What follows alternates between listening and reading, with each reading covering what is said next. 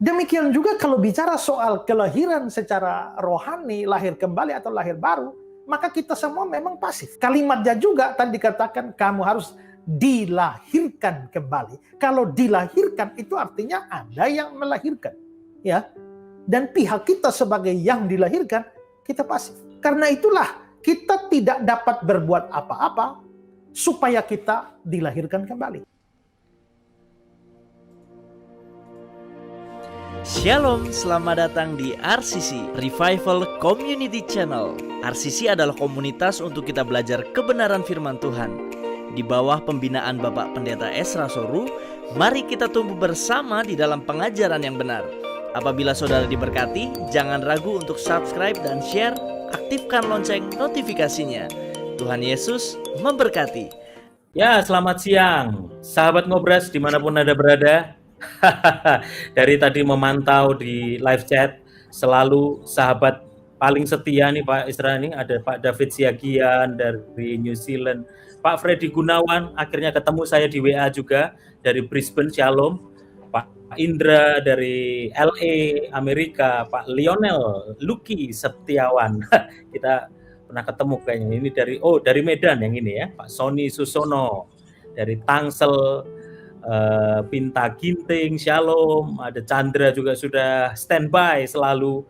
Shalom sahabat Ngobras dimanapun Anda berada. Kembali bersama saya Yosua Yan bersama Bapak Pendeta Esra Soru dalam Ngobras, ngobrol Alkitab santai. Jumatan jam 12 siang sambil kita makan siang, makan jasmani, kita dapat makanan rohani. Shalom Pak Esra, apa kabar? Ya, shalom, puji Tuhan, baik Pak Yos. Shalom, salam. Salam dulu buat teman-teman sahabat Ngobras nih Pak, dari seluruh penjuru dunia nih, ujung-ujung bumi kita ketemunya di Ngobras nih. Baik, salam semuanya, Tuhan berkati. Luar biasa ya, Ngobras ini mempersatukan dari banyak bangsa, banyak tempat gitu ya, dan seru banget nih Pak Esra, kita sudah nggak berasa sudah seri 5 gitu ya, Ngobras tentang pneumatologi, tentang Roh Kudus. Dan hari ini clickbait kita kasih judul pekerjaan Roh Kudus bagi orang percaya. Karena dalam Ngobras 2 minggu yang lalu kita berbicara tentang pekerjaan Roh Kudus dalam hubungannya dengan Yesus Kristus sebagai pribadi anak gitu ya. Nah, dalam Ngobras kali ini kita akan secara khusus spesifik membahas pekerjaan Roh Kudus dalam hubungannya dengan manusia, dalam kehidupan orang percaya. Sahabat Ngobras siap? Please fasten your seatbelt. Kita akan ngobrol santai tapi dalam, seru. Siapkan catatan, siapkan note saudara. Jadi ayat-ayat yang disampaikan, firman Tuhan yang dijelaskan, Anda bisa catat. Kalau Anda nggak sempat catat, nanti bisa nonton tayangan ulangnya di YouTube Esra Soru atau di YouTube RCC Jakarta, Revival Community Channel Jakarta. Oke Pak Esra, bisakah Pak Esra jelaskan bagi sahabat Ngobras tentang pekerjaan Roh Kudus dalam diri orang percaya? Silakan Pak. Ya, kalau kita bicara pekerjaan Roh Kudus dalam diri orang percaya, ini sesuatu tema yang sangat luas, ya. Karena apa? Karena sebenarnya itu masih bisa dibagi lagi menjadi 3 tahapan. Pertama adalah pekerjaan Roh Kudus sesaat sebelum orang itu percaya. Lalu selanjutnya pada saat orang itu percaya, momen percayanya.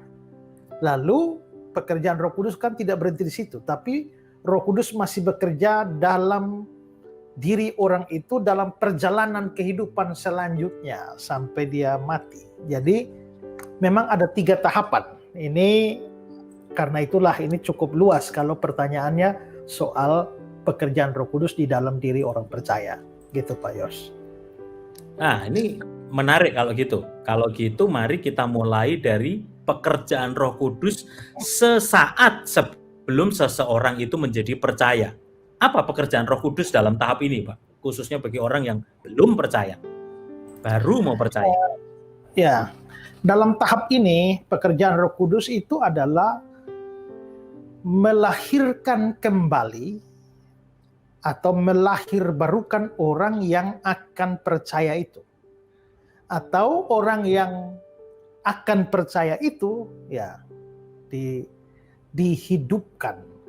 Ya, bahasa Alkitabnya dilahirkan kembali. Kalau kita melihat di dalam Alkitab itu di dalam Yohanes pasal yang ketiga ayat yang kelima itu kan dibilang bahwa aku berkata kepadamu sesungguhnya jika seorang tidak dilahirkan dari air dan roh dia tidak akan dapat melihat kerajaan Allah. Ini ada kata-kata dilahirkan dari roh. Ya. Ini juga di ayat 6 juga dilahirkan dari roh. Lalu itu senada juga dengan Titus pasal 3 ayat yang kelima.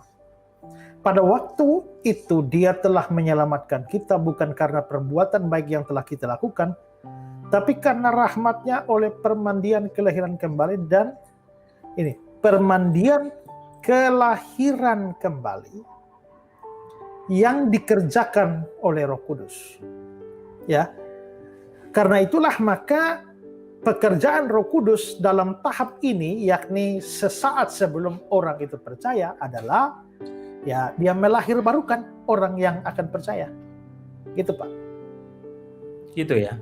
Oke, Pak. Mungkin sahabat ngobras mah tentang kata-kata dilahirkan kembali itu udah biasa, udah sangat familiar dengan istilah lahir baru, lahir kembali gitu. Tapi dan itu umum bagi orang Kristen gitu loh. Tapi kita karena ini ngobras, Pak, santai tapi dalam gitu ya. Tapi sebenarnya apa sih arti dari istilah itu lahir baru atau dilahirkan kembali? Artinya dilahirkan secara rohani. Disebut lahir baru atau lahir kembali karena sebelumnya kan kita sudah pernah lahir. Kita sudah pernah lahir secara jasmani dari ibu kita. Semua orang pasti pernah mengalami kelahiran. Karena kalau tidak ya dia tidak bisa jadi orang, dia tidak bisa hadir dalam dunia ini, ya. Nah, Pak Yos sudah pernah sekian tahun yang lampau dilahirkan oleh ibu. Saya juga, ya. Nah, itu adalah kelahiran jasmani. Tetapi kita membutuhkan lagi sesuatu kelahiran yang baru, kelahiran kedua yang tadi pertama jasmani, yang kedua ini adalah rohani, ya. Dan karena itulah disebut dilahirkan kembali karena pernah lahir sebelumnya. Dan kelahiran secara jasmani itu kan terjadi melalui ibu kita, mama kita, tapi kelahiran rohani itu adalah pekerjaan Roh Kudus. Ya. Tapi pertanyaannya, mengapa kita harus dilahirkan lagi secara rohani? Mengapa? Karena ini berhubungan dengan keselamatan kita. Ya. Makanya Tuhan Yesus kan bicara pada Nikodemus di Yohanes pasal 3 tadi ya. Yohanes 3 ayat yang ketiga. Ya, Yesus menjawab, aku berkata kepadamu, jika seorang tidak dilahirkan kembali, dia tidak dapat melihat kerajaan Allah. Ya, ini kan kerajaan Allah ini kita boleh anggap sebagai selamat atau masuk surga. Nah, sesungguhnya jika seorang tidak dilahirkan kembali, ya dia tidak akan bisa selamat. Dia tidak akan bisa masuk surga. Jadi memang dilahirkan kembali itu berhubungan dengan keselamatan kita. Dan berarti masuk ke dalam kerajaan Allah itu seorang harus dilahirkan kembali. Gitu, Pak. Nah, ini isu yang ngeri-ngeri sedap kalau sudah nyinggung tentang keselamatan. Sebentar nih Pak Esra. Karena kita tahu dan sekian lama beberapa kali bahkan dalam ngobras, dalam Bible class Pak Esra selalu ngajarin bahwa keselamatan itu diperoleh dari iman kita kepada Yesus Kristus. Keselamatan dapat dengan iman kepada Tuhan Yesus Kristus. Nah, mengapa sekarang dikatakan bahwa untuk selamat orang harus dilahirkan kembali? Itu pertanyaannya. Jadi sebenarnya selamat tuh karena percaya atau karena dilahirkan kembali ya? Iya, Ya. biasanya kita taunya itu gitu kan. Sekarang ada tambahan lagi. Nah, memang betul bahwa untuk diselamatkan orang harus percaya, orang harus beriman kepada Kristus. Persoalannya adalah apakah kita sebagai orang berdosa, kan kalau disebut orang percaya itu kan percaya pada Injil, percaya pada Yesus Kristus, ya. Persoalannya adalah apakah orang berdosa itu bisa berespon terhadap berita Injil yang dia dengar, yang membuat dia percaya kepada Yesus Kristus. Kita mungkin merasa bahwa kita bisa percaya dari diri kita sendiri. Tapi kitab suci mengatakan tidak. Ya, ingat bahwa Injil itu adalah sesuatu yang sifatnya rohani. Dan kita manusia itu dikatakan tidak bisa mempunyai respon secara rohani. Kalau kita lihat ayat ini ya. 1 Korintus pasal 2 ayat yang ke-14. Tetapi manusia duniawi, semua orang berdosa itu kan manusia duniawi. Tapi manusia duniawi tidak menerima apa yang berasal dari Roh Allah. Karena hal itu baginya adalah satu kebodohan dan ia tidak dapat memahaminya. Sebab hal itu dapat dinilai secara rohani. Hanya dapat dinilai secara rohani. Jadi Injil atau berita tentang Tuhan Yesus itu hanya dapat dinilai secara rohani. Nah, karena kita ini manusia duniawi, ya kita tidak dapat memahaminya. Jadi, memang kita itu harus percaya kepada Yesus baru bisa selamat. Tapi pemberitaan tentang Yesus itu tidak bisa kita pahami. Tidak bisa kita mengerti. Ya. Di dalam Yeremia 6, ayat yang ke-10, kita bisa membandingkan ini ya.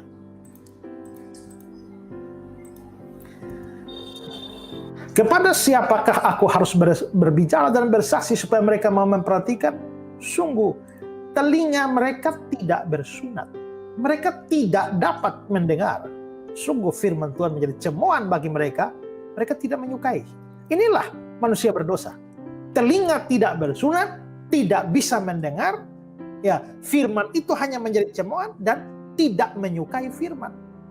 Nah, jadi di sini kita bisa lihat bahwa memang orang berdosa itu tidak mungkin bisa berespon terhadap Injil yang bisa buat dia percaya. Mengapa tidak bisa? Kalau ditanya seperti itu. Karena Injil itu sifatnya rohani dan manusia yang berdosa itu menurut Alkitab secara rohani itu telah mengalami kematian. Nah, kalau kita melihat di Efesus pasal 2 ya. Efesus 2 ayat 1, kamu dahulu ini karena sekarang kan Paulus bicara tentang dengan orang percaya kan. Berarti kamu dahulu maksudnya sebelum mereka percaya itu sudah mati karena pelanggaran-pelanggaran dan dosamu. Sudah mati. Berarti ini bukan bicara mati jasmani, karena mati jasmani bagaimana Paulus bicara dengan mereka? Maksudnya mereka sudah mati secara rohani. Nah, ini jelas menunjukkan bahwa memang kita sebagai orang berdosa telah mati secara rohani. Secara implisit kita juga bisa lihat ya, bahwa kita betul-betul sudah mati secara rohani karena Yesus mengatakan di dalam Yohanes 10 ayat 10, itu bilang begini, Aku datang supaya mereka mempunyai hidup. Hidup apa yang dimasukkan di sini? Bukan hidup jasmani, karena tanpa Yesus datang pun orang sudah hidup secara jasmani. Aku datang supaya mereka mempunyai hidup, maksudnya hidup secara rohani. Artinya sebenarnya semua manusia itu tidak memiliki hidup secara rohani. Ini persis seperti Efesus 2 ayat 1 tadi yang mengatakan bahwa kamu dahulu sudah mati. Jadi kita ini bukan pingsan rohani, bukan semaput rohani, bukan koma rohani, mati secara rohani. Ya, kita bukan lemah, bukan sakit, bukan hanya sakit kritis. Ya, tapi kita betul-betul sudah mati secara rohani. Nah, sekarang coba Pak Yos pikirkan, kalau ada orang mati di muka kita, ya, apakah dia bisa berespon? Kasih dia babi panggang bisa respon? Nggak bisa, ya toh? Ya, kasih dia saksang, kasih dia capcay, apa bisa respon? Kasih dia duit 1 gepok bisa respon? Nggak bisa. Mau dikasih apapun yang menarik, tak mungkin dia berespon. Kenapa? Karena sudah mati. Nah, begitu juga mau dikasih apapun yang secara rohani, itu tidak mungkin dia bisa berespon. Kenapa? Karena sudah mati secara rohani. Gitu. Nah, terus bagaimana, Pak, kalau udah kayak begitu? Nah, disitulah persoalannya. Sama seperti orang sudah mati, tidak bisa respon apa-apa. Tidak bisa terima apa-apa. Ya. Bagaimana supaya dia bisa berespon? Ya dia harus dihidupkan lebih dulu. Dibangkitkan lebih dahulu. Dia dibangkitkan atau diberi hidup, setelah itu baru dia bisa berespon. Nah, begitu juga. Karena kita sudah mati secara rohani, ya kita nggak bisa berespon terhadap Injil sekalipun, terhadap firman Tuhan sekalipun. Makanya nggak bisa percaya.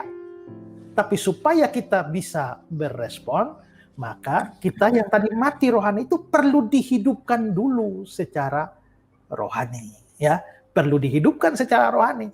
Nah, kalau begitu pertanyaannya, siapa yang menghidupkan kita secara rohani? Jawabannya adalah Roh Kudus itu, ya. Di dalam Yohanes 6 ayat yang ke-63. Yohanes 6 63.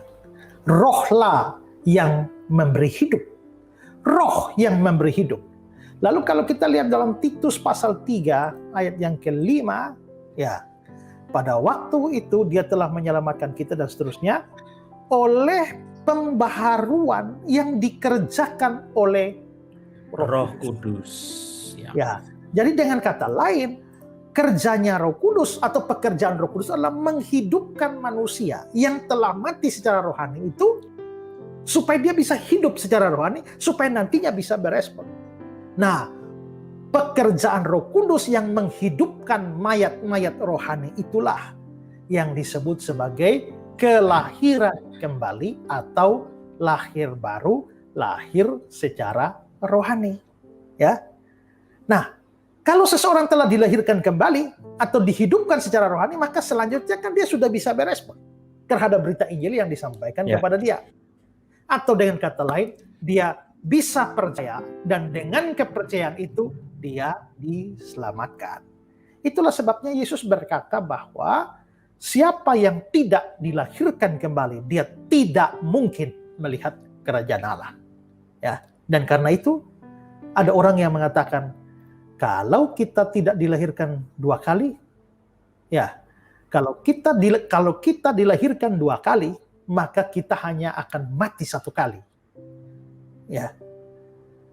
Tapi kalau kita dilahirkan hanya 1 kali, maka kita akan mati 2 kali. Jadi maksudnya begini, kalau tidak dilahirkan 2 kali, kita harus lahir 2 kali, lahir dari mama dan lahir dari Roh Kudus. Kalau tidak dilahirkan 2 kali, kita kalau sudah lahir 2 kali, kita akan mati 1 kali, yaitu mati secara jasmani waktu putus napas. Tapi kalau kita hanya dilahirkan 1 kali dari mama kita dan tidak dilahirkan dari Roh Kudus, lahirnya cuma 1 kali, matinya akan 2 kali.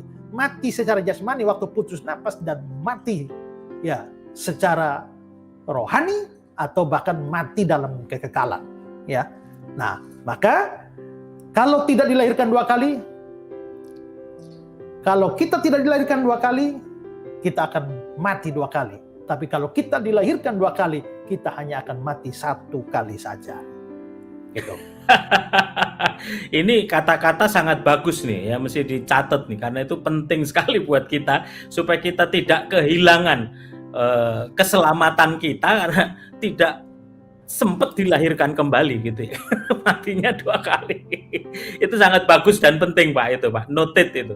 Tapi sebelum kita lanjut sahabat Ngobras, hal-hal seperti ini dengan detail saya bisa banyak dapat sekali dari ISBC, Ezra Soru Bible Class. Nah, mungkin kita bisa tayangkan informasinya, sahabat Ngobras. Anda yang stay tune di Ngobras kali ini, apa sih ISBC, Ezra Soru Bible Class? Mungkin Pak Ezra bisa tolong bantu tayangkan. Apa itu SBC? Sejak bertahun-tahun lalu, Bapak Pendeta Ezra Alfred Soru terbeban untuk memberikan pendidikan atau pemahaman teologi bagi orang-orang awam. Kerinduan ini lahir dari kenyataan bahwa ada banyak orang awam yang rindu melayani Tuhan, tetapi tidak didukung oleh pengetahuan Alkitab yang memadai. Selain itu juga di era internet ini ada begitu banyak bertebaran ajaran-ajaran yang keliru dan menyesatkan banyak orang. Untuk itulah lahir ESBC, Ezra Soru Bible Class, sebagai wadah pengajaran teologi kepada orang-orang awam secara online. Dengan sistem pembelajaran ESBC akan memberikan sejumlah pelajaran atau kuliah teologi secara online melalui aplikasi Zoom atau aplikasi lainnya. Bagi Anda yang rindu bergabung, Anda bisa menghubungi nomor WhatsApp yang tertera. Tuhan Yesus memberkati. Nah, itu tadi sahabat Ngobras yang mau belajar lebih lagi, ada ESBC, Ezra Soru Bible Class. Dan kebetulan kita lagi mulai untuk tingkat 1 dan tingkat 5 kita juga baru start gitu ya. Jadi kesempatan ini pas akhir Maret nanti akan mulai, segera daftarkan, tadi ada nomornya, nanti akan ditayangkan dengan jelas, hubungi nomor WhatsApp-nya. Oke, lanjut lagi nih Pak Ezra. Kalau dari penjelasan Pak Ezra, artinya lahir baru terjadi sebelum orang percaya, dia percaya kepada Yesus. Padahal sekian lama yang saya tahu lahir baru itu bertobat atau percaya kepada Yesus. Jadi gimana penjelasan mengenai hal ini, Pak? Ya, kalau begitu ya sekian lama Bapak percaya secara salah. Pemahamannya salah ya. Jadi Bapak harus merubah pemahaman sekarang bahwa lahir baru itu bukan pengalaman bertobat, bukan percaya. Lahir baru itu bukan beriman. Lahir baru itu adalah peristiwa yang mendahului seorang beriman kepada Kristus. Lahir baru adalah peristiwa yang mendahului pertobatan, mendahului keputusan kita untuk percaya pada Yesus. Itu pemahaman yang harus dipahami. Saya tahu banyak orang Kristen menganggap bahwa lahir baru itu ya sama dengan bertobat, sama dengan percaya Yesus. Tidak. Gitu Pak. Ini catatan penting sahabat Ngobras dan siapapun Anda yang mendengarkan tayangan ulang ini. Mari kita switch mindset kita dengan benar melalui pengajaran yang benar, arti kebenaran dari tentang lahir baru. Oke Pak Ezra, dari penjelasan Bapak artinya lahir baru merupakan sesuatu yang sangat penting. Pertanyaannya gini, bagaimana caranya kita lahir baru atau dilahirkan kembali? Saya tanya balik, bagaimana caranya atau apa yang Pak Yos lakukan supaya Bapak dilahirkan oleh mamanya Bapak? Nah, nggak bisa itu. Nggak ada kan? Rahimnya lagi. Ya, dalam proses kelahiran jasmani, kita kan pasif. Kita tidak berbuat apa-apa supaya kita dilahirkan. Ya. Demikian juga kalau bicara soal kelahiran secara rohani, lahir kembali atau lahir baru, maka kita semua memang pasif. Kalimatnya juga tadi dikatakan kamu harus dilahirkan kembali. Kalau dilahirkan itu artinya Anda yang melahirkan, ya. Dan pihak kita sebagai yang dilahirkan, kita pasif. Karena itulah kita tidak dapat berbuat apa-apa supaya kita dilahirkan kembali.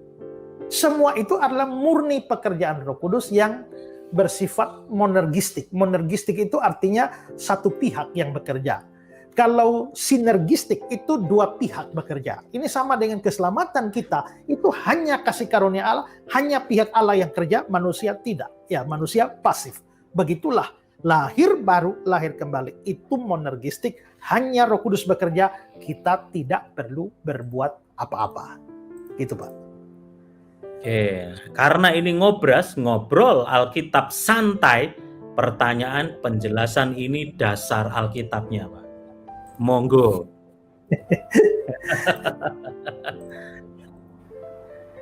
Oke, Yohanes 3 ayat 7. Ya. Janganlah engkau heran karena aku berkata kepadamu, kamu harus dilahirkan kembali. Angin bertiup kemana dia mau, dan engkau mendengar bunyinya, tapi engkau tidak tahu dari mana dia datang atau kemana dia pergi. Demikian halnya dengan tiap-tiap orang yang lahir dari roh. Saudara perhatikan, ada kata-kata angin bertiup. Ini, angin bertiup kemana dia mau. Angin bertiup kemana dia mau, itu berarti bahwa itu menunjukkan kedaulatan Roh Kudus. Karena ini angin di sini, angin bertiup kemana ia mau, demikianlah orang yang lahir dari roh. Berarti angin di sini itu menggambarkan kelahiran dari roh ini. Nah, menarik bahwa kata roh ini bahasa Yunaninya pneuma, tapi angin ini juga pneuma. Nah, itu berarti bahwa peristiwa lahirnya seseorang dari roh itu sama digambarkan sebagai angin bertiup kemana dia mau. Ini menunjukkan bahwa di dalam hal lahir kembali, lahir baru itu adalah kedaulatan roh. Dan Roh Kudus yang bekerja melahir barukan. Roh Kudus bekerja sesuka hatinya, seperti angin bertiup kemana dia mau. Itu dasarnya, Pak. Ya. Suaranya Pak Yos lagi mute. Ya, jadi ini algoritma tentang konsep Roh Kudus yang mungkin rada baru, mungkin sahabat Ngobras lihat. Tahan dulu di Yohanes 3 ayat 8 tadi, Pak. Saya colek di atasnya. Pak Esra kan mengatakan tadi bahwa kita tidak perlu berbuat apa-apa untuk dilahirkan kembali. Nah, saya naik ke atasnya, Yohanes 3 ayat 7. Lantas bagaimana dengan kata harus? Janganlah engkau heran karena aku berkata kepadamu, kamu harus dilahirkan kembali. Nah, jadi bagaimana dengan kata harus dalam Yohanes 3 ayat 7 itu, Pak? Kamu harus dilahirkan kembali. Tidakkah kata harus itu kayak perintah gitu kan, Pak, untuk dilahirkan kembali? Dan karena itu kita perlu melakukan sesuatu supaya kita dilahirkan kembali. Jadi kan nggak satu arah, kita ada inisiatif kita juga berarti kan? No, ya. Kata harus di situ itu bukan berarti perintah. Tapi itu hanya menunjukkan bahwa kelahiran baru itu merupakan syarat mutlak yang sudah ditetapkan oleh Allah supaya orang bisa selamat atau masuk surga. Ya. Ini saya kasih contoh begini. Ya. Untuk bisa jadi tentara, tingginya harus 170 cm. Nah, pada waktu dikatakan tingginya harus 170 cm, apakah itu adalah perintah supaya orang harus tingginya 170 meter? Apakah itu adalah perintah supaya dia melakukan sesuatu supaya tingginya 170 cm? Ataukah itu syarat mutlak bahwa siapa mau jadi tentara itu harus 170 cm? Kan pada waktu kita bilang jadi tentara tinggi harus 170, bukan Pak Yos, ayo sekarang lakukan sesuatu supaya Pak Yos bisa 170. Bukan kan? Jadi Pak Yos tidak bisa berbuat apa-apa supaya tinggi menjadi 170 pada waktu syarat itu diberikan. Jadi ini hanya pernyataan bahwa syaratnya harus 170. Begitu juga syarat untuk selamat, untuk melihat kerajaan Allah harus dilahirkan kembali. Jadi tetap kita tidak bisa berbuat apa-apa. Kita bahkan tidak perlu berbuat apa-apa. Karena ini mutlak kedaulatan Roh Kudus. Ya. Wow. Makanya ada ayat bukan kita yang memilih ya, tapi Tuhan yang memilih kita gitu ya. Tapi gini Pak, kalau memang kita tidak perlu berbuat apa-apa supaya kita dilahirkan kembali. Saya pernah tahu satu buku Pak gitu Pak, Billy Graham pernah nulis buku judulnya How to be Born Again. Bahkan sudah diterjemahkan bagaimana dilahirkan kembali. Nah, bagaimana penjelasannya Pak? Itu sampai step by step-nya kan berarti kan kalau judulnya aja How to be Born Again. Ya, memang Billy Graham menulis buku ini ya. Diterjemahkan ke Indonesia bagaimana dilahirkan kembali. Tapi saya terus terang nggak terlalu tahu apa yang Billy Graham itu. Saya pernah lihat bukunya ya, tapi tidak pernah baca buku ini. Ya, saya nggak tahu apa yang dia ajarkan di sana. Tapi seandainya Billy Graham dalam buku itu menjelaskan hal-hal yang perlu kita lakukan 1, 2, 3, 4, 5 supaya kita bisa dilahirkan kembali oleh Roh Kudus, maka menurut saya ajarannya salah. Ya, atau pengertiannya tentang kelahiran kembali itu jadi salah. Ya. Ya, Itu, Pak. jadi Jadi ini dasar konsep kita jelas harus sekali ya. Alkitab. Dasar kita Alkitab, nggak peduli siapapun, ya, nggak Ya. peduli tokoh terkenal sehebat apapun, pokoknya dasar kita adalah Alkitab. Itulah ngobras, ngobrol Ya. Alkitab. Dasarnya harus Alkitab gitu, meskipun ngobrolnya santai. Baik Pak Isra, sahabat ngobras, sebelum kita lanjut lagi nih untuk pertanyaan-pertanyaan kemudian yang panjang, saya informasikan juga bahwa Pak Isra ada Bible Study di Surabaya. Nah, Anda bisa juga ikuti informasinya dari informasi berikut ini. Revival Bible Class Surabaya hadir dengan tema Doktrin Alkitab part kedua, Sabtu 19 Maret 2022 pada pukul 16.00 waktu Indonesia Barat. Bertempat di Jalan Raya Kertajaya Indah, Blok O, nomor 224, Surabaya. Sehubungan dengan tempat yang terbatas, oleh sebab itu segera daftarkan diri Anda ke nomor WhatsApp yang tertera. Mari jangan lewatkan kesempatan yang berharga ini untuk kita bersama-sama bisa belajar kebenaran firman Tuhan yang sejati. Tuhan Yesus memberkati. Oke, Pak Isra. Sekarang saya bertanya lagi nih, apakah Roh Kudus melahirbarukan semua orang berdosa? Tidak.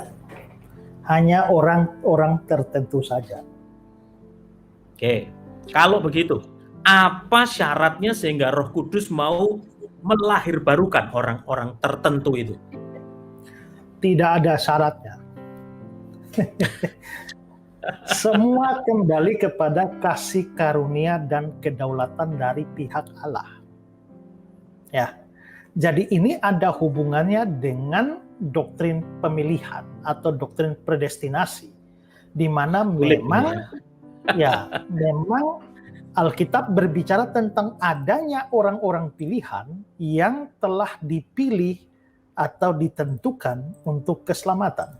Bahkan itu sebelum dunia dijadikan, ya. Oke, kita melihat ayatnya.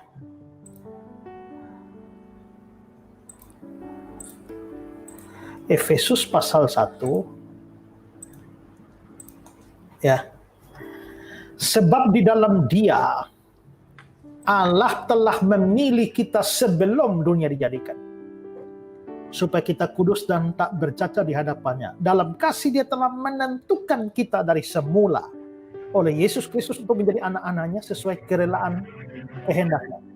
Jadi perhatikan, Allah telah memilih kita. Ia telah menentukan kita dari semula. Di sini dibilang sebelum dunia dijadikan. Nanti di ayat 11. Aku katakan di dalam Kristus, karena di dalam Dialah kami mendapat bagian yang dijanjikan. Kami yang dari semula ditentukan untuk menerima bagian itu sesuai dengan maksud Allah dan seterusnya. Ayat-ayat ini jelas menunjukkan bahwa memang Allah memilih, Allah punya orang-orang pilihan.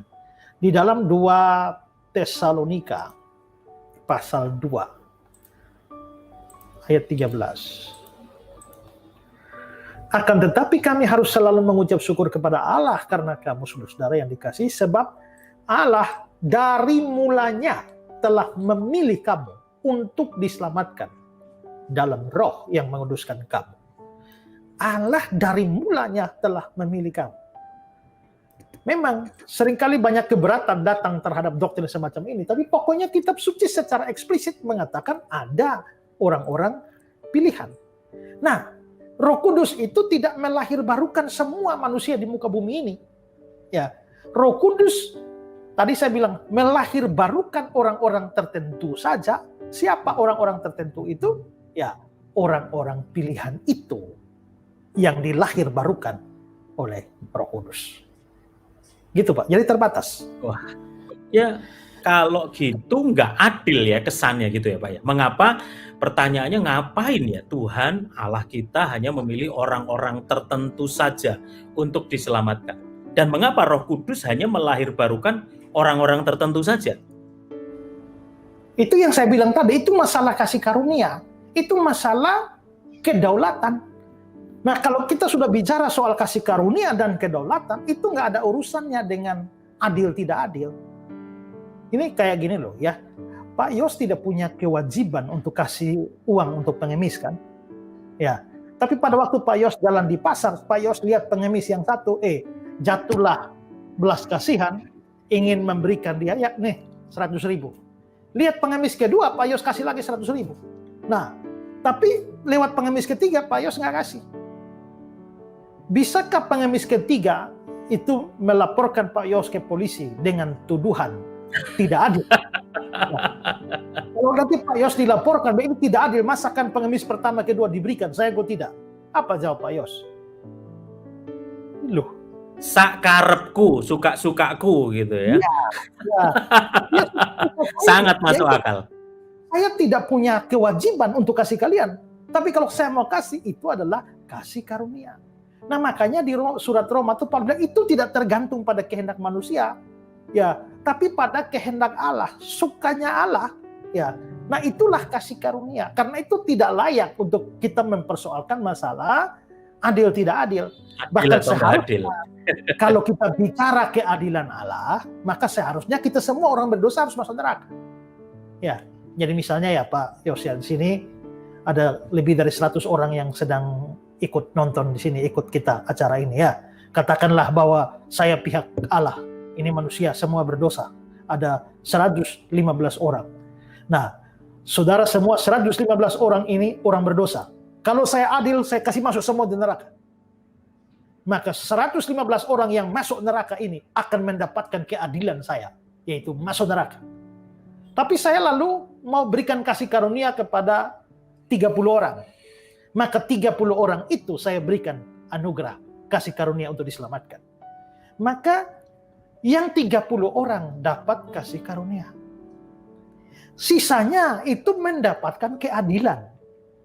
Lalu yang dapat ketidakadilan itu siapa? Ya, kecuali tidak berdosa.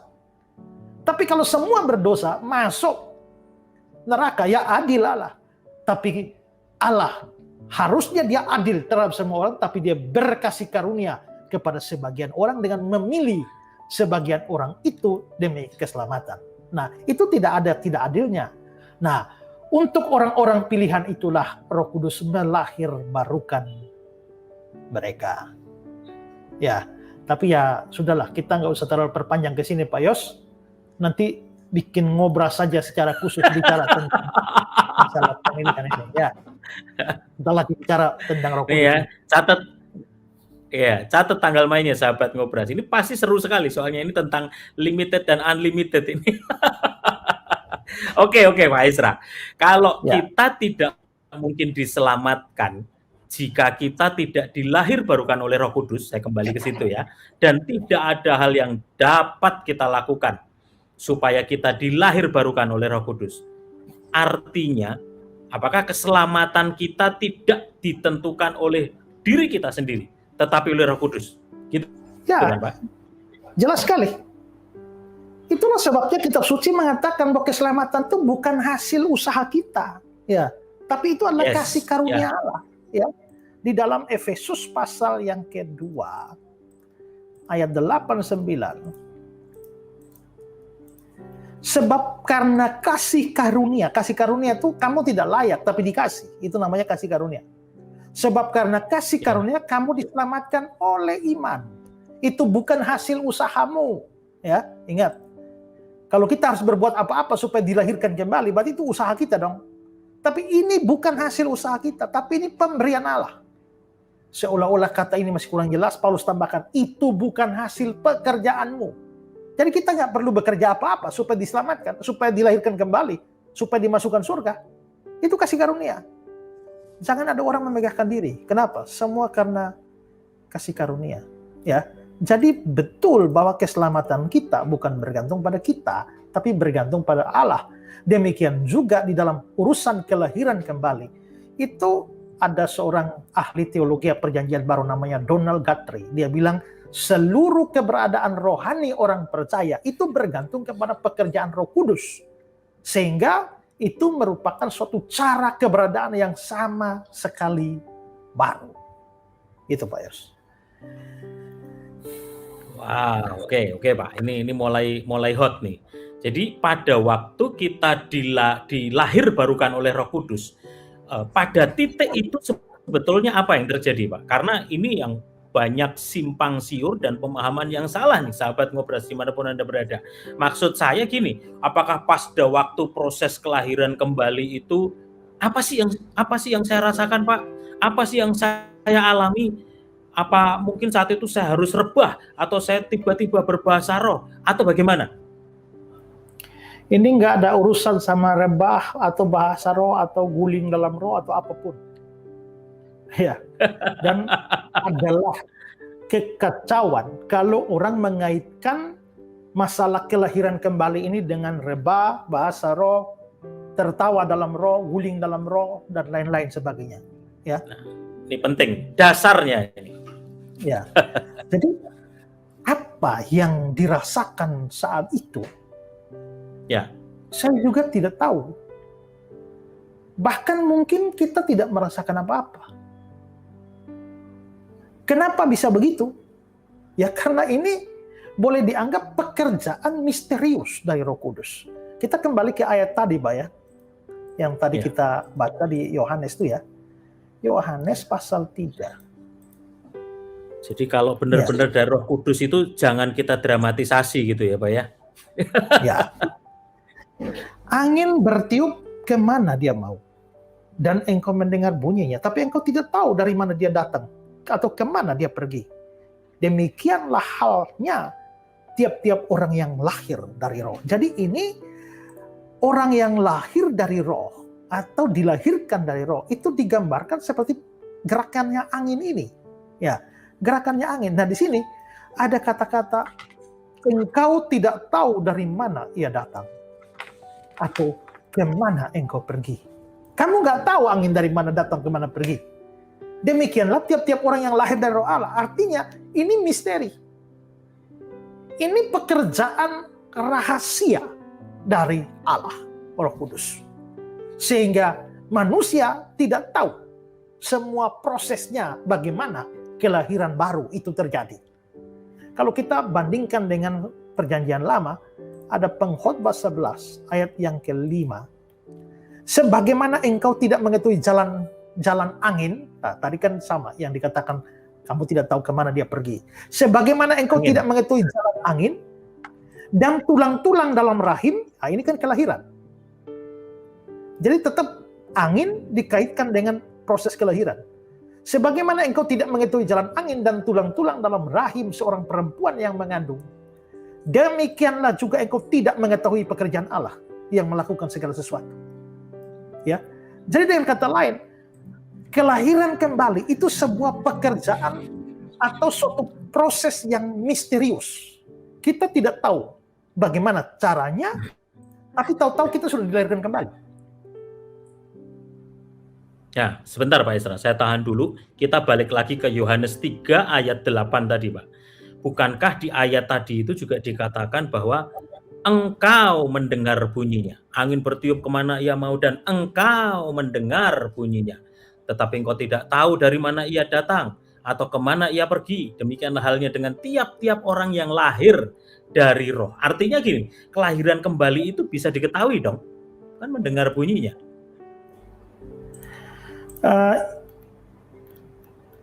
Memang saya tidak bilang bahwa hal itu tidak diketahui sama sekali. Maksud saya adalah waktu proses itu terjadi, momen di mana kelahiran kembali itu terjadi, kita tidak tahu. Itu misteri. Tapi setelah momen itu terjadi, kita bisa melihat tanda-tandanya. Kita bisa melihat buahnya. Ya. Jadi maksud saya adalah persis pada waktu Roh Kudus melahir barukan kita, itu kita nggak tahu. Itu misteri. Setelah kita dilahirkan kembali, atau setelah lahir baru itu terjadi, baru kita bisa merasakannya. Ya. Ini misalnya ya,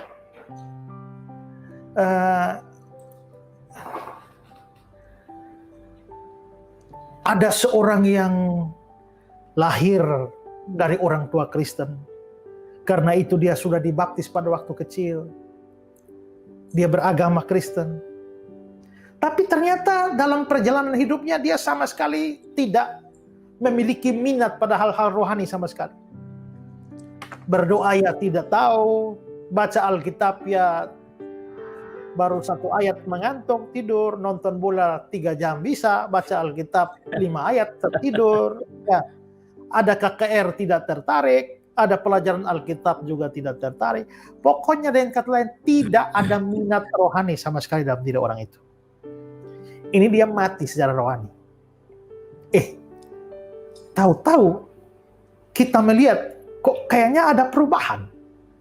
Atau bahkan si orang ini juga merasakan ada perubahan. Tiba-tiba ada kerinduan berdoa. Tiba-tiba ada kerinduan baca Alkitab. Tiba-tiba ada KKR, dia mulai tertarik. Tiba-tiba dia mulai rindu untuk ikut ngobras. Ya. Tiba-tiba dia mulai muncul pertanyaan-pertanyaan ingin mencari tahu hal secara rohani. Nah, kalau sampai itu terjadi, itu tandanya dia sudah dilahirbarukan oleh Roh Kudus. Ya. Dan pada saat itu, dalam satu momen, Injil tahu-tahu diberitakan pada dia.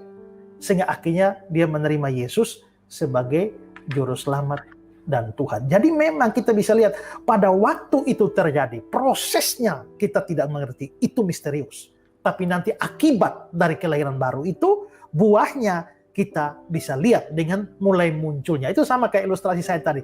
Waktu dia mayat dikasih babi panggang pun tidak ada respon. Ya, tapi tahu-tahu terjadi sesuatu mujizat, dia dihidupkan. Peristiwa menghidupkan dia kita nggak tahu.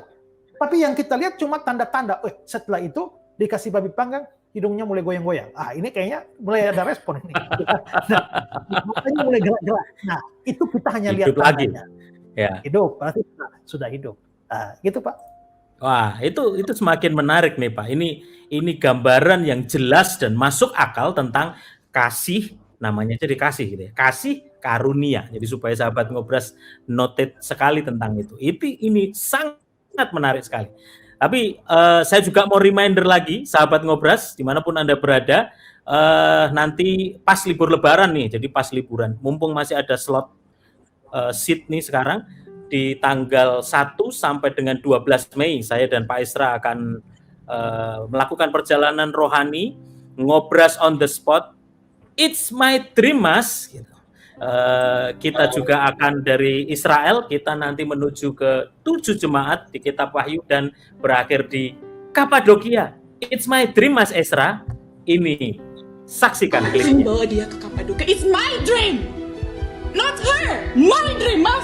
Ngobras Goes to Israel bersama pembina rohani Bapak Pendeta Esra Alfred Soru. Segera daftarkan karena tempat terbatas dan waktunya yang sudah dekat. Menyambut libur Lebaran, merayakan bebas karantina sepulang dari luar negeri. Ngobras on the spot akan live perjalanan rohani sekaligus belajar Alkitab langsung di tempat bersejarahnya. Terbang langsung dari Istanbul direct ke Tel Aviv, Israel untuk mengunjungi Yerusalem dan sekitarnya. Lalu menuju 7 jemaat di Kitab Wahyu dan Anda akan mendapatkan bonus It's My Dream Mas. Perjalanan kita akan berakhir di Kapadokia, Turki untuk menikmati hot air balloon atau balon udara. 12 Days Holy Land Turkey Pilgrim Journey. Israel dan 7 jemaat Kitab Wahyu plus Kapadokia dengan trip schedule 1 sampai 12 Mei 2022. Kami bekerja sama dengan Bali Expressindo dengan harga dan nomor telepon yang telah tertera. Segera daftarkan diri Anda dan jangan lewatkan kesempatan yang berharga ini. Membeli saus juga es krim jangan dilempar lewat pagar, because it's your dream, not her. Because it's your dream, not her. Langsung Pak Freddy tanya tuh Pak Esra. Pepatah terakhirnya tuh gimana Pak Yos? Apa? Kalimat terakhir.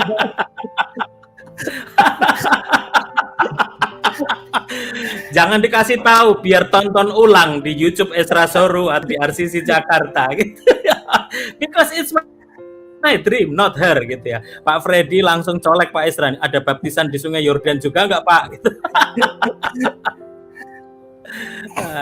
Seatnya tinggal sedikit saudara, puji Tuhan kita ada mungkin tinggal beberapa slot aja, silahkan daftarkan, tadi ada nomornya bisa dilihat juga di YouTube Esra Soru, juga ada di WhatsApp grup dari beberapa Bible class yang ada di link kita gitu ya. Nah lanjut lagi nih Pak Esra, sekarang saya ingin tahu nih Pak, karena lahir baru itu terjadi sebelum seseorang percaya atau beriman kepada Yesus. Nah kira-kira durasi waktunya di antara kelahiran barunya dengan percayanya ini gimana ya? Saya nggak tahu ya, tapi dan Alkitab juga nggak ngomong apa-apa tentang itu ya. Tapi saya kira itu tidak membutuhkan waktu yang sangat lama ya. Karena apa? Sukar memikirkan seorang yang telah dilahirkan kembali, tapi 10 tahun kemudian baru percaya. Ya. Atau kemungkinan otomatis gitu Pak, dari waktu lahir baru sampai dia percaya gitu.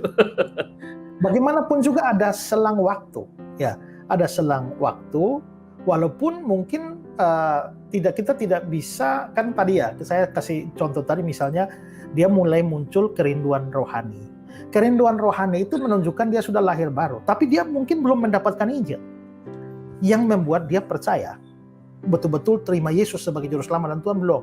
Dalam kerinduan rohani itu dan pencarian dia, tahu-tahu dia menemukan ada pemberitaan Injil, lalu akhirnya dia menjadi percaya. Jadi walaupun tidak ada ketetapan waktu, tapi menurut saya itu pasti relatif singkat. Dan bahkan itu bisa terjadi yang tadi Pak Yos bilang bahwa mungkin seketika itu juga, ya. Kalau kita lihat Kisah Rasul pasal 16, ini terkait dengan Lydia, ya. Seorang dari perempuan-perempuan itu yang bernama Lydia turut mendengar. Ia seorang penjual kain ungu dari kota Tiatira yang beribadah kepada Allah. Tuhan membuka hatinya. Ini pasti kelahiran kembali. Karena hatinya sudah dibuka. Gara-gara Tuhan membuka hatinya, dia memperhatikan apa yang dikatakan Paulus.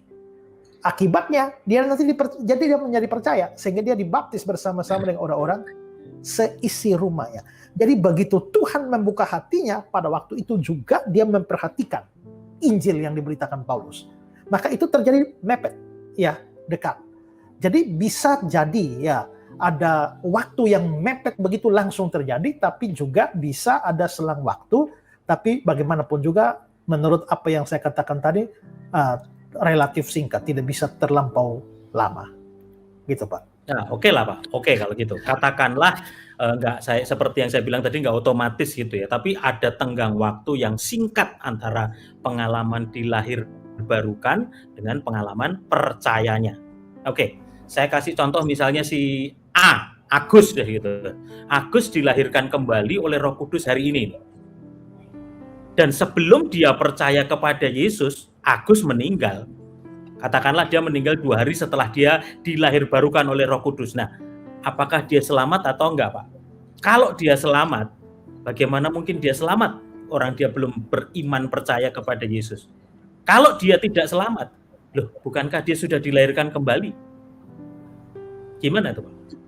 Ya, ini memang pikiran Pak Yos ini melalang buana kemana-mana nih. Liar. Agus. Mohon maaf Pak Agus. Mungkinkah orang dilahirkan kembali, tapi belum sempat percaya, sudah mati, keburu mati? Tidak mungkin. Bukankah yang melahirbarukan dia itu adalah pihak Allah sendiri, dalam hal ini adalah pribadi Roh Kudus? Bukankah tujuan dia dilahirbarukan supaya dia bisa percaya dan diselamatkan? Dan bukankah yang membuat dia tetap hidup atau cabut nyawanya dan mati itu adalah Allah juga? Lalu bagaimana Allah atau Roh Kudus melahirbarukan orang dengan tujuan untuk percaya, tapi mencabut nyawanya sebelum dia percaya? Itu mustahil terjadi. Gitu, Pak. Oke, dari penjelasan Bapak tadi gitu ya, dan didukung dengan banyak ayat tadi ya, jelas sekali bahwa tanpa dilahirkan kembali seseorang tidak bisa selamat. Sampai di situ dulu, Pak ya. Nah, lalu bagaimana, apakah ada kemungkinan bahwa seseorang yang telah dilahirkan kembali nggak selamat? Tidak bisa. Kalau orang itu dilahirkan kembali, dia pasti akan diselamatkan. Dan karena itu dalam kaitan dengan pertanyaan sebelumnya, dia nggak bisa mati sebelum percaya. Karena syarat diselamatkan itu adalah percaya. Ya, jadi dia dilahirkan kembali, dia harus percaya dulu. Setelah itu baru mati. Nah, dalam kaitan dengan ini saya perlu sampaikan dulu, di dalam doktrin keselamatan itu ada yang disebut sebagai ordo salutis. Itu bahasa Latin. The order of salvation dalam bahasa Inggrisnya. Urut-urutan keselamatan. Maksudnya adalah, ini adalah urut-urutan secara teologis. Bagaimana seorang berdosa yang harusnya binasa, itu diselamatkan dan dibawa kepada kemuliaan surga atau dimasukkan ke surga. Nah, kalau kita bicara soal the order of salvation ini, memang tidak ada satu ayat yang bicara tetap semua secara detail tahapan-tahapan itu. Tapi beberapa ayat itu menunjukkan itu. Kita melihat ya, Roma pasal 8. Roma pasal 8 ayat 29-30. Semua orang yang dipilihnya, berarti orang pilihan ya, mereka juga ditentukannya, jadi dipilih, ditentukan dari semula untuk menjadi serupa dengan gambaran anaknya, supaya ia anaknya menjadi sulung di antara banyak saudara. Ayat 30. Dan mereka yang ditentukannya dari semula, mereka juga dipanggil. Jadi dipilih, ditentukan, dipanggil. Dan mereka yang dipanggilnya, mereka itu juga dibenarkan. Dan mereka yang dibenarkan itu juga dimuliakan. Dimuliakan ya. Ya, dipilih, lihat ordonya ya, urut-urutannya ya. Dipilih, lalu ditentukan, lalu dipanggil, lalu dibenarkan, lalu dimuliakan. Dalam Roma pasal 5 juga kita bisa lihat ada beberapa. Sebab kita yang dibenarkan karena iman, ada dibenarkan karena iman, ada dibenarkan, ada iman. Iman ini percaya. Ya, kita hidup dalam damai sejahtera dengan Allah oleh karena Tuhan kita Yesus Kristus. Oleh ayat 2, oleh Dia juga kita beroleh jalan masuk oleh iman. Tadi iman sudah ada di atas ya, kepada kasih karunia ini. Dalam kasih karunia ini kita berdiri dan bermegah dalam pengharapan akan menerima kemuliaan Allah. Jadi ada iman, ada dibenarkan, ya. Setelah iman dan dibenarkan, maka dia akan menerima kemuliaan. Dimuliakan. Ya. Ya. Di Roma 10 ayat 17 itu juga muncul dua ini ya. Jadi iman timbul dari pendengaran dan pendengaran oleh firman Kristus. Ini pendengaran, ini iman, tapi imannya timbul dari pendengaran. Ya. Lalu juga Yohanes 1 ayat 12. Yohanes 1 ayat 12. Semua orang yang menerimanya, itu menerima itu sama dengan percaya. Nah, kalau mereka percaya, maka mereka akan diberi kuasa menjadi anak-anak Allah. Nah, lalu masih lagi 1 Yohanes 3 ayat 9. Siapa yang lahir dari Allah, nah ini berarti kelahiran baru tadi ya. Nah, lalu dia tidak dapat berdosa lagi karena dia lahir dari Allah. Nah, itu ayat-ayat yang bicara soal the order of salvation. Nah, lalu the order of salvation ini dari ayat-ayat itu bisa disusun secara teologis berdasarkan urut-urutannya. maka teologi reform itu menyusun ordo salutisnya seperti ini.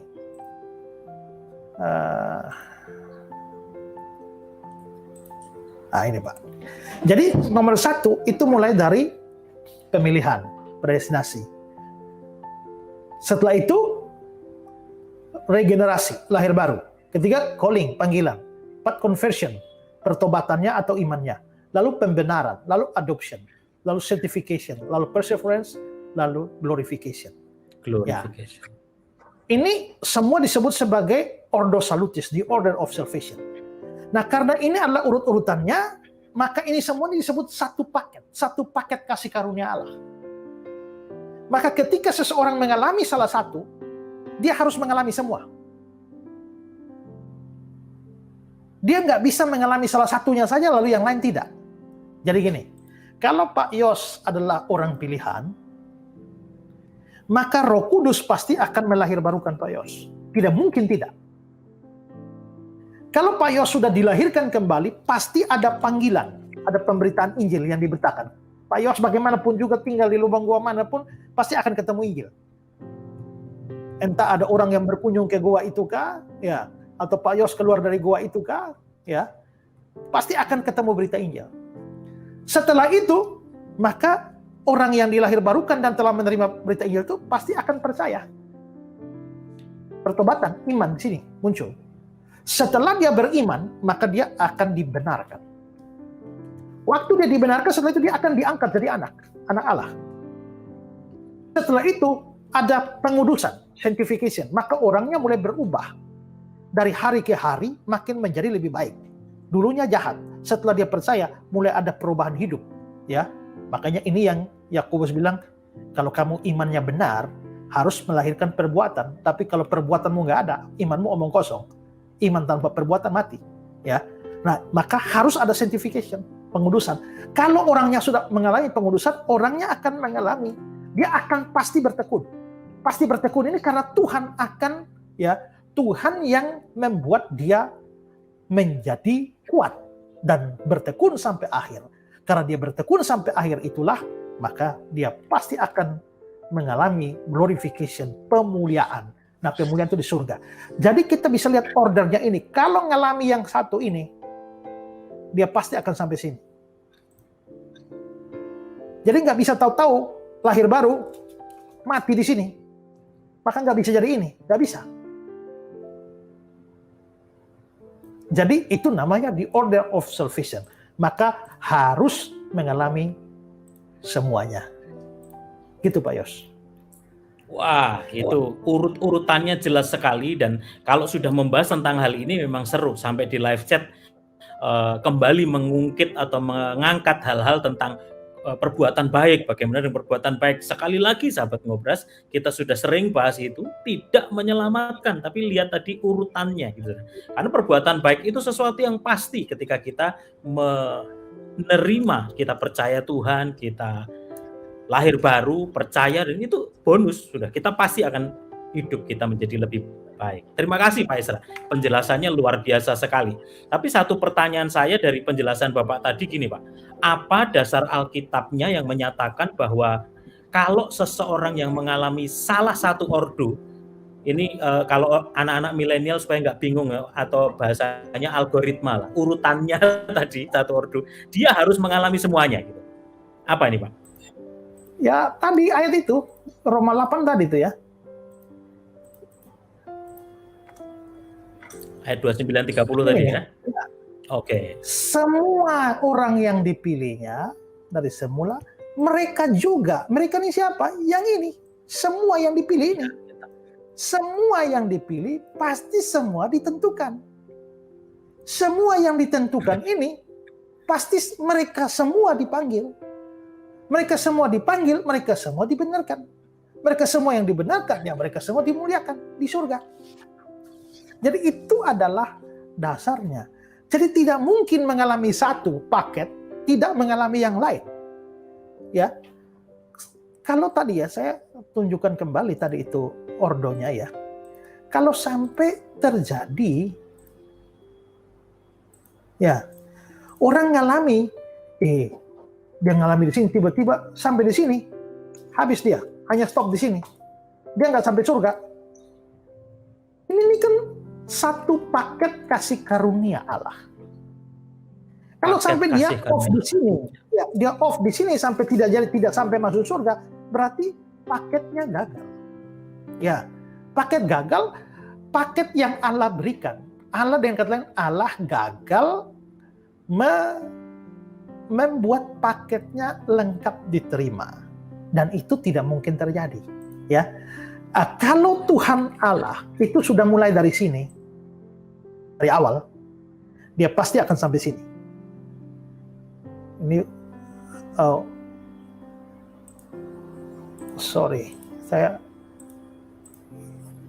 ya, kalau Tuhan Allah mulai dari sini, dia pasti sampai sini. Nggak mungkin off di sini.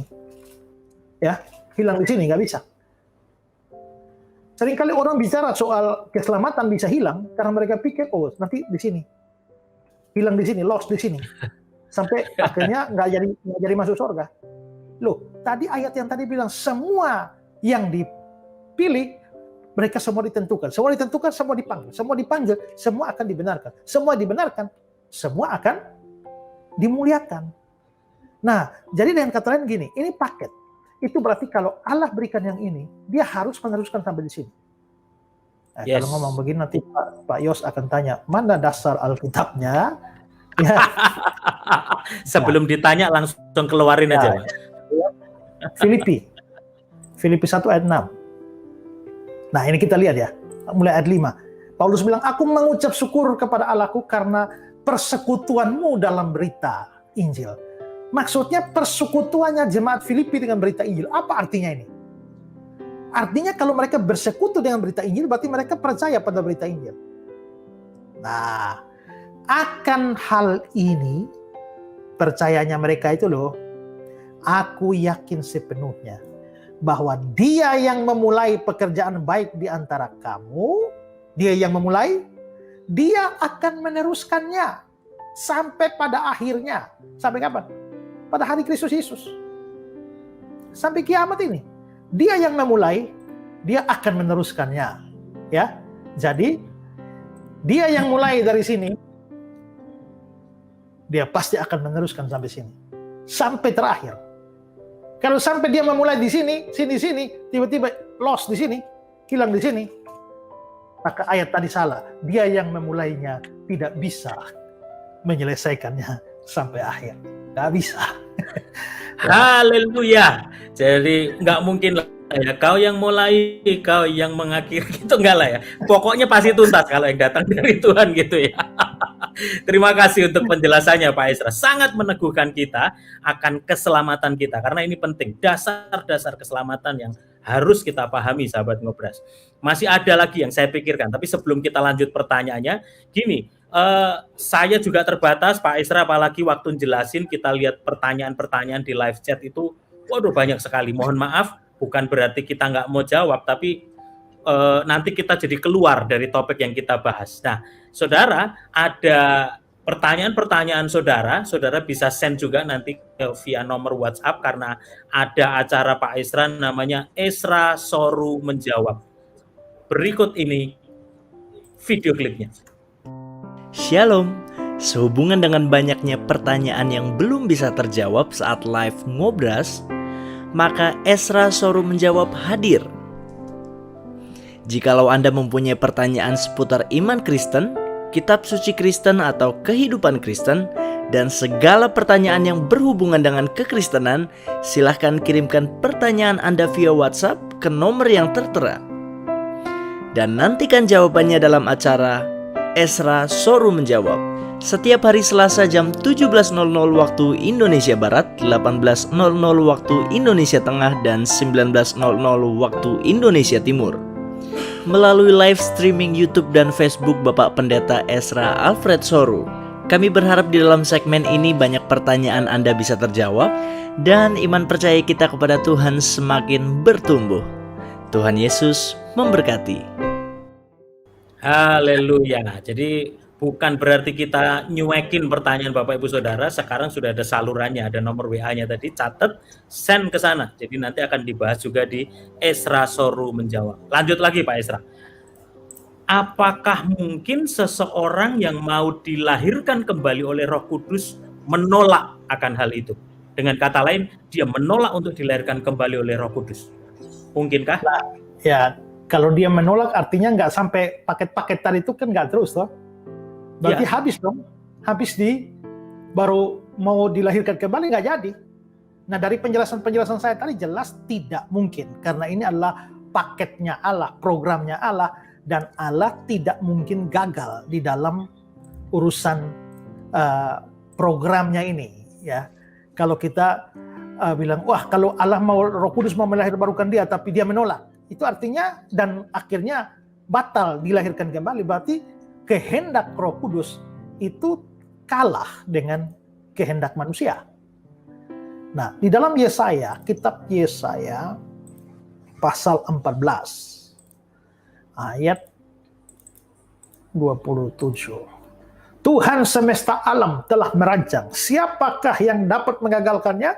Tangannya telah teracung, siapa yang dapat membuatnya ditarik kembali? Gak bisa, Allah tidak bisa gagal. Nah kalau begitu, kalau orang yang nggak mau, Allah paksa dia untuk, Roh Kudus paksa dia untuk dilahirkan kembali? Tidak, ya, tidak. Roh akan bekerja dengan cara yang misterius. Dia nggak butuh persetujuan dia, tahu-tahu, dia sudah dilahirkan kembali, ya. Jadi ingat ya, bahwa tadi di Yohanes pasal 3, kan kita sudah lihat bahwa pekerjaan Roh Kudus yang melahirbarukan manusia itu kan digambarkan sebagai pergerakan angin. Angin bertiup kemana dia mau. Dan engkau mendengar bunyinya, tapi engkau tidak tahu dari mana dia datang dan dia pergi. Demikian halnya tiap-tiap orang yang lahir dari Roh Allah. Nah, sama seperti angin tak bisa ditahan. Tidak ada orang punya kekuasaan menahan angin. Demikian juga pekerjaan Roh Allah dalam melahirbarukan tidak bisa ditahan. Kalau Roh Kudus mau melahirkan kembali seseorang, dia pasti berhasil. Dan ini tercakup dalam poin Calvinisme yang keempat, irresistible grace dan perseverance of the saint, ya. Nah, kasih karunia yang tak dapat ditolak. Jadi ini bukan main paksa, malah bekerja dari dalam, sehingga orangnya akhirnya malah menyukuri hal itu dan bukan memberontak. Gitu. Baik, sangat jelas sekali Pak Esra. Tanya lagi nih Pak. Sekarang gini, bagaimana kita yakin bahwa saya sudah dilahirkan kembali nih oleh Roh Kudus? Bukankah tadi Bapak juga bilang bahwa itu adalah sebuah misteri? Namanya misteri kan, nggak tahu gitu kan. Sekalipun kita bisa merasakan tanda-tandanya, tapi pertanyaannya gini, hal apa yang membuat kita sungguh-sungguh yakin bahwa kita telah dilahirkan kembali oleh Roh Kudus? Tanya pada diri saudara sendiri, apakah saudara sudah sungguh-sungguh percaya kepada Yesus Kristus atau belum? Tanya pada diri saudara, apakah saudara sudah pernah buka hati terima Yesus sebagai juru selamat dan Tuhan atau belum? Tanya, apakah saudara sudah pernah buka hati dan menerima Yesus sebagai penebusmu satu-satunya atau belum? Kalau belum, mungkin kamu belum dilahirkan kembali. Tapi kalau sudah, kamu pasti sudah dilahirkan kembali oleh Roh Kudus. Karena kamu tidak bisa percaya seperti itu kalau kamu tidak dilahirkan kembali. Gitu caranya. Wow, terima kasih Pak penjelasannya Pak. Nah, setelah penjelasan yang begitu panjang lebar tentang masalah dilahirkan kembali itu, seperti biasa dalam ngobras selalu ditutup pertanyaan saya gini, kira-kira aspek praktisnya itu apa bagi kita? Bagi yang belum percaya, saya menyerukan saudara segeralah percaya kepada Yesus. Amin. Saya karena pekerjaan Roh Kudus misterius, tugas saya itu beritakan. Saya nggak tahu saudara dilahirbarukan Roh Kudus apa tidak, saudara orang pilihan atau tidak, itu bukan urusan saya, itu urusan Tuhan. Tugas saya adalah beritakan Injil, dan karena itulah saya menyerukan kepada kita semua, marilah sungguh-sungguh ambil keputusan kita, buka hati kita, percaya Yesus sebagai juru selamat dan Tuhan kita. Nah, tapi pada akhirnya kalau saudara bisa percaya seperti yang saya serukan, maka itu pasti adalah pekerjaan Roh Kudus yang telah melahirbarukan saudara. Bagi saudara yang sudah percaya, kita harus selalu bersyukur dan memuji Tuhan bahwa ternyata ya kalau kita disuruh untuk setuju tidak, mau tidak dilahir barukan oleh Roh Kudus, saya kira pasti kita semua tidak mau. Karena kecondongan kita pada kejahatan. Ya, kecondongan kita tuh pada menolak Allah. Tapi Allah dengan kuasanya yang misterius bekerja melahir barukan kita, dan kita tidak berbuat apa-apa untuk dilahirkan. Ini semua kasih karunia. Jadi kalau sampai kita bisa selamat, ya kita harus bersyukur, bersyukurlah, harus bersyukur karena pada akhirnya ya saya tidak berbuat apa-apa untuk diselamatkan. Ada seorang yang mengatakan bahwa di dalam keselamatan saya, bagian Allah 100%, bagian saya 0%. Gitu. Jadi kita harus senantiasa bersyukur karena itu. Ya. Bersyukur. Nah, tadi di awal pembicaraan kita, Pak Esra katakan bahwa pekerjaan Roh Kudus di dalam diri orang percaya, kalau bisa diresumekan dibagi menjadi 3 tahap. Ya, ini sesaat sebelum dia percaya, kemudian pada saat dia percaya, dan dalam perjalanan kehidupan orang percaya selanjutnya. Kira-kira gitu kan. Nah, berbicara tentang kelahiran kembali yang dikerjakan oleh Roh Kudus, berarti kita baru berbicara tentang pekerjaan Roh Kudus ini nih, sesaat sebelum seseorang menjadi percaya. Nah, lalu bagaimana dengan pekerjaan Roh Kudus pada saat orang itu sudah percaya? Nah, kalau mau menjawab itu kita butuh 10 jam ke depan. Jadi tunggu saja saudara, saya juga baru sudah 1/4 jam kita ngobrol Alkitab santai. Sudah 1/4 jam, jadi kita simpan dulu, masukkan dalam kantong pertanyaan ini, kita akan ketemu di ngobras selanjutnya. Bagaimana dengan pekerjaan Roh Kudus pada saat orang itu sudah percaya. Terima kasih Pak Esra waktunya, luar biasa sekali. Singkat, jelas, padat, madet banget pokoknya dari tadi. Demikian juga setiap informasi-informasi pelayanan, demikian juga setiap kerinduan Bapak Ibu Saudara yang rindu terlibat, entah tadi di Bible Class, entah yang mau ikut join dalam perjalanan kita. It's my dream Mas Esra, silahkan catat tadi dan hubungi segera. Kita ketemu di Kapadokia. Bukan balon gas biasa, tapi balon udara kita naik nanti di Kapadokia. Belajar Alkitab sambil berwisata. Langsung on the spot. Kita bikin ngobras on the spot. Langsung di tempat bersejarah sesuai yang ditulis di dalam Alkitab. Puji nama Tuhan. Wow, sahabat ngobras, terima kasih yang sudah join, bahkan sudah menemani makan siang Anda semua. Makan jasmani dan Anda diberkati dengan makanan rohani bersama ngobras, ngobrol Alkitab santai. Ayo, mari kita satukan hati, kita tutup ngobras kita hari ini dan kita berdoa.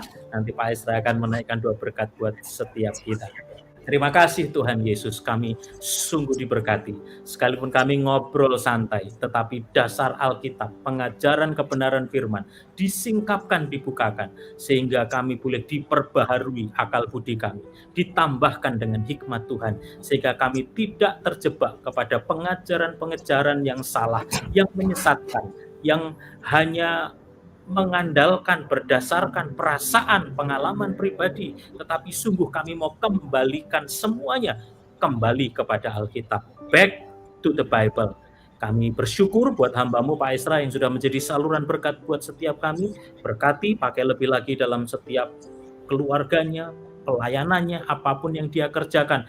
Tuhan pakai dia lebih lagi Tuhan, sehingga semakin banyak orang mengenal Engkau melalui kehidupan dan pelayanan. Terima kasih Tuhan, berkati sahabat ngobras dimanapun berada, di dalam kota, di luar kota, di luar negeri, di ujung-ujung bumi, kiranya melalui program ini, ngobras, ngobrol Alkitab santai, menjadi sebuah media, menjadi sebuah channel yang memberkati, membukakan, menyingkapkan kebenaran firman kepada sahabat ngobras dimanapun, tanpa bisa dibatasi dengan ruang, jarak, dan waktu.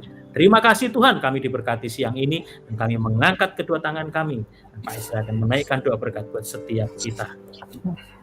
Untuk orang-orang percaya yang sedang ada dalam acara ini, arahkan hatimu dan terimalah berkatnya.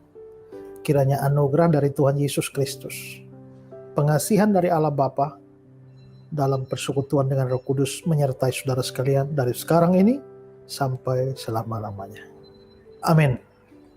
Amin. Puji nama Tuhan. Terima kasih sekali lagi Pak Esra. Terima kasih sahabat Ngobras, Anda yang sudah join dengan kita. Sampai ketemu di Ngobras selanjutnya, Ngobrol Alkitab Santai. Shalom. Tuhan Yesus memberkati.